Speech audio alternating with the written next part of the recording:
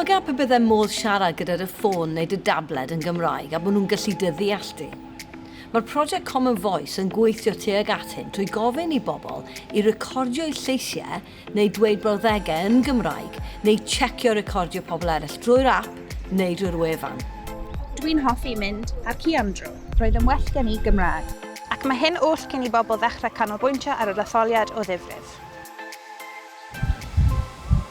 Beth yw'r tywydd heddiw? Fe aswn ni'n aros am y tri arall mae'n anodd gwneud hebddynt. Mae Caerdydd yn chwarae yn erbyn Wrecsam. Dwi ddim yn ei hoffi. Pa liwedio? Bydd yn hwyr. Beth oedd y darn mwyaf pleserus o'r gwaith a paham? Mae'n hawdd cymryd rhan. Dim ond tua 2 funud mae'n cymryd i recordio 5 brawddeg ar dy ffôn symudol, tabled neu gyfrifiadur. I ni eisiau bancio cymaint o oriau o recordiau a phosibl. Felly dwi'n galw ar bobl sy'n siarad Cymraeg o bob rhan o Gymru a'r byd i gyfrannu at y fenter yma.